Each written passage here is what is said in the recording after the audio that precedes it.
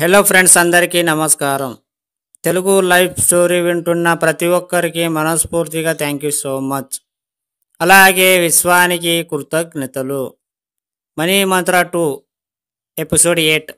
ఒక విషయాన్ని కూలకషంగా చర్చించినప్పుడు దాంట్లో ఉన్న చిక్క ముడలన్నీ విడిపోతాయి. మనకు అర్థం కాని సమస్యను పదే పదే ఆలోచించినప్పుడు ఖచ్చితంగా సమాధానం దొరుకుతుంది. ఎందుకంటే తాళం చెవి లేకుండా తాళం కప్ప తయారు కాదు.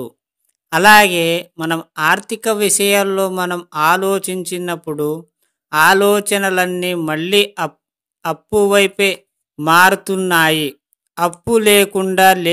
అప్పు లేకుండా తేకుండా బతకలేం అనేది సమాజంగా జరిగే విషయమే. అంటే మనము సరైన తాళం చెవి వెతకడంలో పొరపాటు చేస్తున్నాం. ఇప్పటి వరకు ఎన్నో తాళం చెవిలతో ట్రై చేశారు, కానీ లాభం లేదు. ఒక్కసారి మనం సబ్జెక్టు చూద్దాం.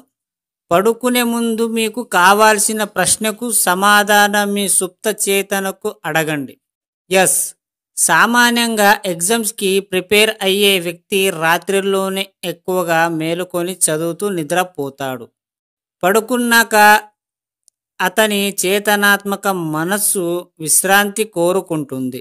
తరువాత అప్పటి వరకు చదివిన దాని సుప్త చేతన నెమరు వేస్తూ రికార్డ్ చేస్తుంది.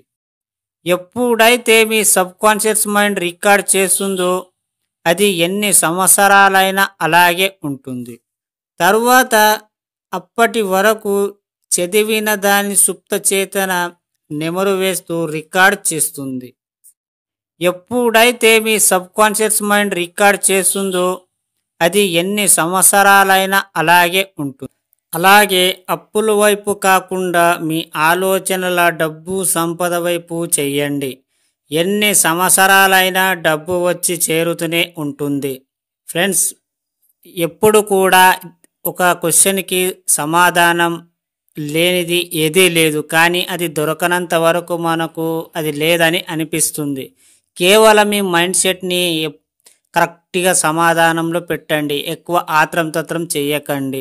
సబ్ కాన్షియస్ మైండ్కి మీది ఏదైతే మీకు సమస్య ఉందో దానికి చెప్పండి. పడుకునే ముందు దాన్ని ఒక్కసారి గుర్తు చేయండి. దాన్ని క్వశ్చన్ వేసుకోండి. రాత్రి తెల్లారేలోనికి ఆ సమస్యని క్లియర్ చేసే ట్రై చేస్తుంది. ఒక్కసారి ప్రయత్నించండి. ఇక్కడ ఏమిటి అంటే మనం సమాధానం ఒక ఏదైనా ఒక సమస్య వచ్చినప్పుడు దానికి పరిష్కారం లేదని ఎప్పుడైతే అనుకుంటామో అది ఎప్పటికీ దొరకదు. ఉంది అని నువ్వు ఎప్పుడైతే పాజిటివ్గా థింక్ చేస్తావో నీకు ఖచ్చితంగా నీకు అది దొరుకుతుంది. ఎప్పుడైతే దాన్ని నువ్వు నమ్మాలి, సబ్ కాన్షియస్ మైండ్ నమ్మించాలి. ఇది దానికి పరిష్కారం దొరికినందుకు విశ్వానికి కృతజ్ఞతలు అని మీరు నీ సబ్ కాన్షియస్ మైండ్కి మీరు నమ్మించేలా చేయాలి.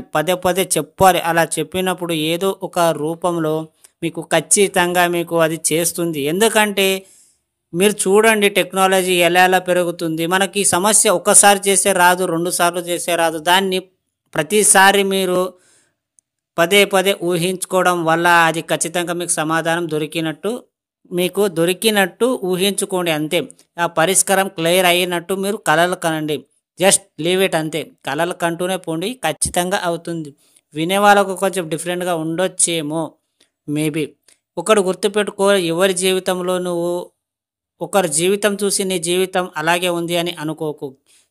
ఎవరి జీవితం వాళ్ళది, ఎవరి లైఫ్ స్టోరీ వాళ్ళది. సో నీ లైఫ్ స్టోరీలో ప్రతి ఒక్కటి పాజిటివ్ మాత్రమే ఆలోచించు, నెగటివ్గా ఆలోచించకు. తాళం చెవి లేకుండా తాళం తీయలేం. ఒకవేళ తాళం ఎక్కడైనా పోగొట్టుకోపోతే దాన్ని ఎలాగోలాగా ఇరిగి తీస్తాం, లేదా దాన్ని కొట్టి తీస్తాం, లేదా అది తాళం చేయి ఖరాబ్ చేస్తుంది. మొత్తం ఖరాబ్ చేసుకొని ఎట్లాగో అలాగా డోర్ తెరుచుకుంటుంది కదా. అలాగే నీకు ఎప్పుడైతే నీ మైండ్ సబ్ కాన్షియస్ మైండ్ నీకు కనెక్ట్ చేస్తావో అది ఖచ్చితంగా నీకు అది ఏదో ఒక రూపం తాళం దొరుకుతుంది. ఒకవేళ దాన్ని పట్టించుకోకుండా ఎలా పడితే అలా నువ్వు ఆగమాగం అయిపోతావు అనుకో, నువ్వు లాస్ట్కి నువ్వు ఏదో ఒకటి తాళం ఏదైనా ఒక రాయితోటి లేదా ఏదో ఒకటి ముళ్ళతోటి నువ్వు దాన్ని చెడిపోయేలా వస్తుంది. అర్థమైంది అనుకుంటా. ఇంత సింపుల్గా ఈ స్టోరీ విన్న ప్రతి ఒక్కరికి మనస్ఫూర్తిగా థ్యాంక్ యూ సో మచ్. అలాగే విశ్వానికి కృతజ్ఞతలు.